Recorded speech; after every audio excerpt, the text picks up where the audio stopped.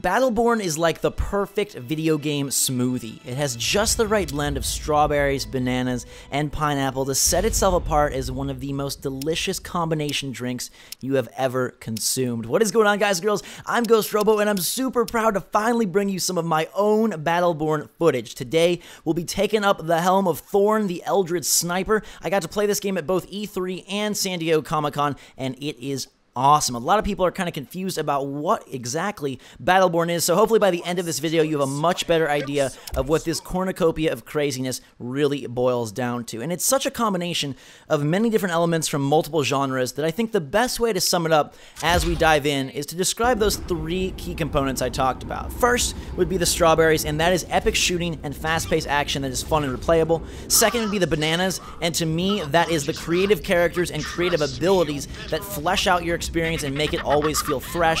And the pineapple would be just the prowess and the polish of the interface of the characters, of the art style, of the levels, of the enemies. Everything just feels really sharp in this game, and I love the style. You're seeing some of Thorn's abilities here, and you're about to witness one of the coolest parts of Battleborn, which is this DNA menu here. Basically, within each game, each mode, each round, whether it's multiplayer, single player, here you're going to get to see a co-op single player level.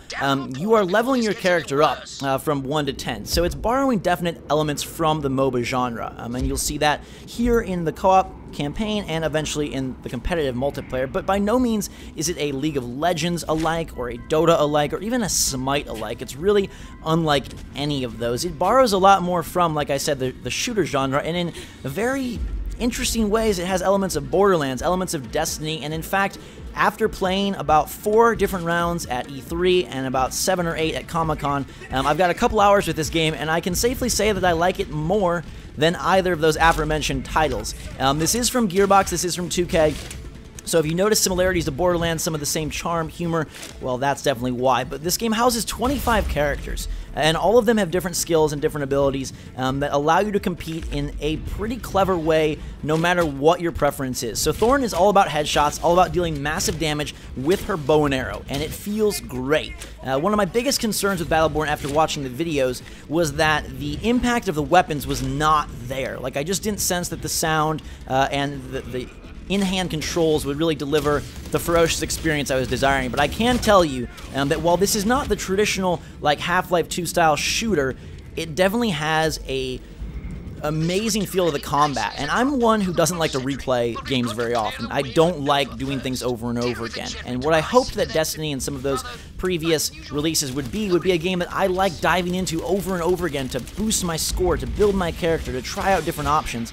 And Battleborn, I think, is the closest I've come. Like I said, have played this section many times, and I love just going for high scores, because as much as you're working together, I think this game is going to succeed in a cooperative framework because of the fact that you can get more kills, you can get more points, you can be the best Battleborn of your bunch. You'll notice that it has the Borderlands health and shield system in the bottom left with your character portrait, as well as a crystal collectible that functions sort of as a resource, a currency. I have no shield because Thorn is so strong that they have sort of punished her without a shield. Now, ironically, I just picked up an overshield, and you'll see me picking up health orbs and whatnot throughout the round, but she comes without a shield, and I think what sets this apart instantly is that the characters are incredibly diverse. Without that, it may have felt kind of generic. But the fact that you've got a guy who snipes and launches a homing owl, you've got a girl who's flinging her bow and arrow right here as Thorn and landing these blight spots on the ground to slow down her enemies, shooting off volleys for maximum damage.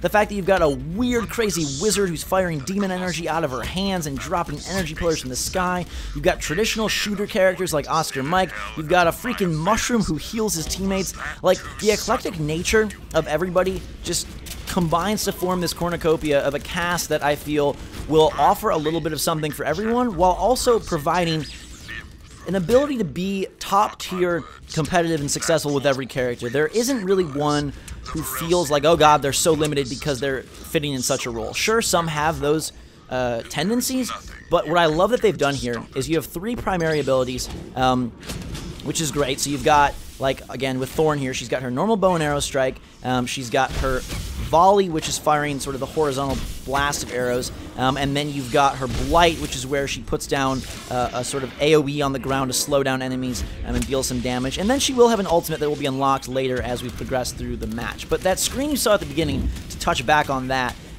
is where you will be picking new perks and new boosts for your attacks and modifying them in some pretty significant ways. You can add elements like Curse or Fire to some of your attacks. You can increase the number of arrows that are shot, for example. You can increase the width of the AoE. You can do stuff with other characters, like for Arendi, that magical crazy wizard I was telling you about. All of a sudden she can drop 2 pillars of crazy light, and you can do more passive things as well, like increase the percentage that your damage that you're dealing. You can increase the cooldown timers, but what I really like is that you have multiple skills, so you always feel like you're being effective in a specific way that is particular to your character. So sure, there's more of the generic, just fire the gun, fire the bow and arrow, fire the whatever, but based on the cooldowns and the way that they have this game tuned, at least currently, you're always using something cool. And I think it's going to be very fun for people to find builds they like and progress through each round that way. I'm super stoked to see multiplayer, because this was really fun in a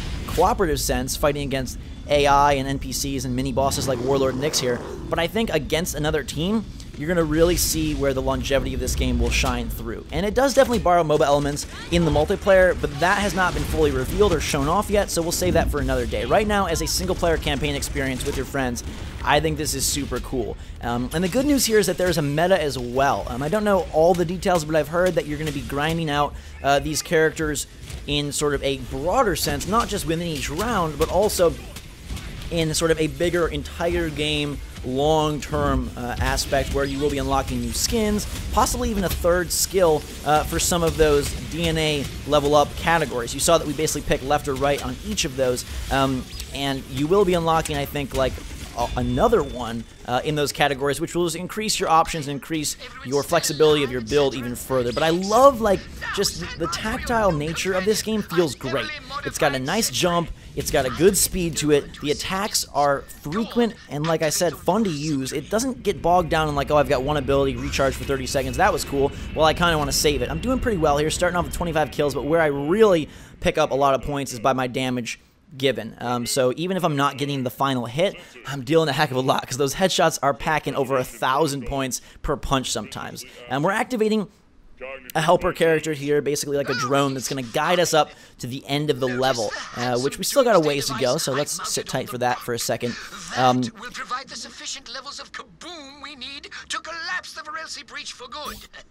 If we can get it there in one piece. Give you a little second just to hear some of the voice acting. It's very good and has a lot of flair, like I said, like Borderlands. I know they've even got some of the same Borderlands actors to play roles in this game. And here you're seeing, like, again, why I feel like this game is fun and replayable, because I knew that all those enemies were coming out that door, so I prepared my attacks and was ready to deal as much damage and get as many kills as I possibly could. I think this will be a great game for speedrunning and high scoring, especially if there are bonuses and or perks or reasons for you to grind out. Like if I can go and unlock new skins or new skills and like play through my favorite character, or even play through not my favorite character, but just to unlock a different alternate outfit for them or something of that nature, or maybe I find a way that I can unlock a new skill that then helps me spec that character in a way that I really like, and they become one of my chosen few. You'll see here that I die. It's similar to Borderlands in the way that works. You can be revived by your teammates. I'm playing along with Wrath there. That's the dude with the swords.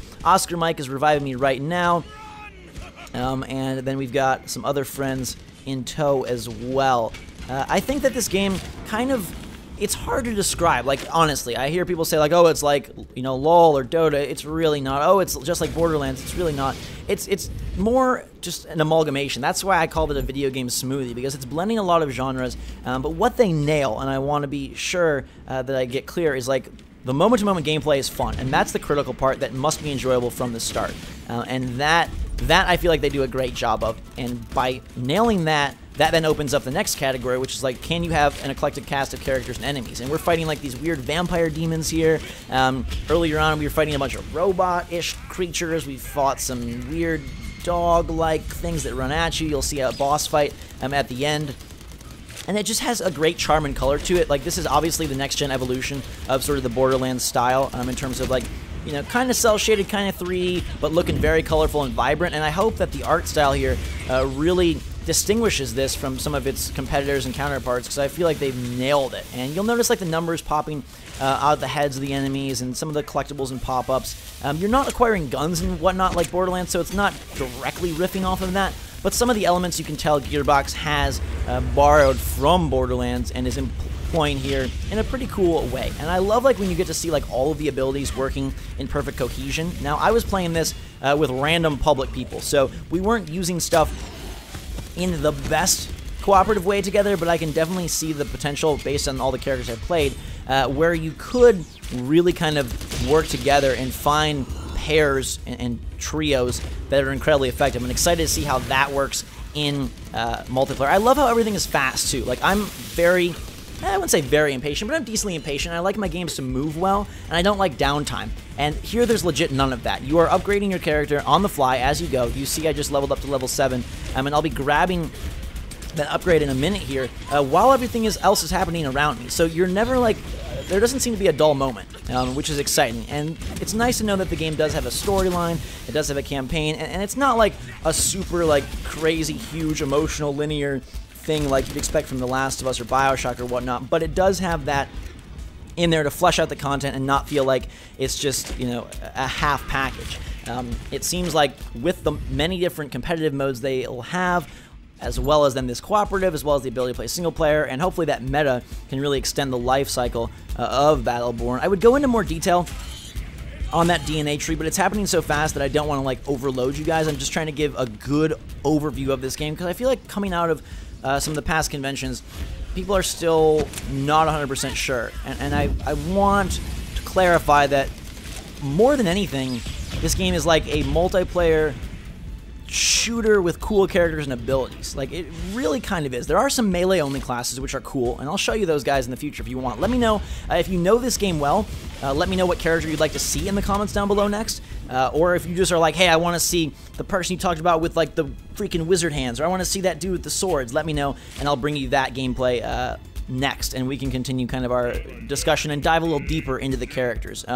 Similar to the MOBAs, similar to like Evolve, I think people are going to quickly find favorites, and in terms of strategy, in terms of tactics, in terms of just like alignment and fun, like you're going to be able to really get along with one or a couple characters and find a playstyle that really fits your feel. But I have to say, like, I typically like sort of the more lithe, fast, like, you know, kind of multi-shooting and even magical at times characters, but I had a lot of fun with everybody. One of my favorites ended up being Phoebe, and she was a character who I didn't think I would like at all. She's like she has like a lancer, she's a fencer, and has some kind of attacks that seem like they might be boring, but they've magically found a way to make every character I've played thus far interesting. They've revealed 10 of the 25 so far.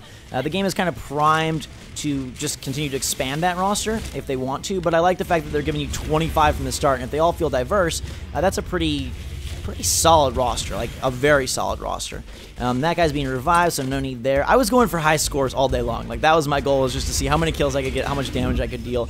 So I was being a little bit reckless. Now, if you're like, wow, Ghost, you're really wrecking through this demo, they did have the difficulty tuned down, obviously, for public consumption. They don't want to put people through the ringer when they're just trying to understand the game, but it is going to be harder upon final release, which is great. I did die a couple times, like I said, because I was being more sort of pedal to metal, like all hell breaking loose, going for high scores. But I imagine that you will have to be a little more careful and a little more team-oriented in the final game. In fact, I'm sure of it. If the difficulty was raised and these enemies weren't dealing as much, or weren't taking as much damage, or were dealing more damage, you would have to take it a little bit slower. Now, in terms of a couple negatives, I will say that I do wish that the weapons had more impact. Some of the characters feel a little bit too MOBA-esque in the sense that they're just rapid-firing an attack, whereas some then have more of an oomph and impact to them, and I wish that they would really knock down, especially the audio for that to... A lot of impact in games that have great guns is just audio, so if they could nail that and maybe add a little controller rumble or something, I think it would be fantastic. You're seeing the Varelsi Conservator here, which is the boss of the day, and based on my headshots and the rest of my team's mad dash, it's going to go down pretty quick, but like I said, this is tuned easy. The other thing is, sometimes when the enemies spawn in, you're not able to deal damage right away. Even though you can see them and you can shoot at them, they don't take damage. And I'm sure that's something that they can fill and fix as they progress in development. It's still got a little ways to go, but that was one thing I noticed. And I'm curious to see like what the different levels hold. Will there be different kinds of missions? Will everything be just fight the spawning in enemies and then get to the boss? You'll notice here that we did have this big tank that joined us, and you could upgrade him, like to give him a shield, give him a healing field, to give him attack ability, and spend your crystals that way. So what other ways can we spend your crystals? I like the idea that there's going to be multiple ways to interact with the game, like an in-game currency while you're also leveling up. Like, the game is dynamic. It's got a lot going on. And again, like from a competitive standpoint, I feel like that's where this is going to be super fun. Because imagine putting these characters with super style and flair and fun into a battle arena with a bunch of other people, and then having some of those modes that are more reminiscent of MOBAs with minions and bases and all that. It should be a great time. Hopefully you had a great time with this video. That wraps up the demo. That big boss is somebody we'll have to wait for the final release to tackle. But for now, let me know what you think of Battleborn in the comments down below. Hit that thumbs up button if you'd like to see more. Let me know what character you may be interested in next. This ended up being one of my favorite games, possibly the game of E3 for me, and I'm so glad that I got to play more of it, record it, and bring it to you guys. So thank you for watching. Have a fantastic day. Until next time, everybody, drink some hot chocolate. We will see you all later.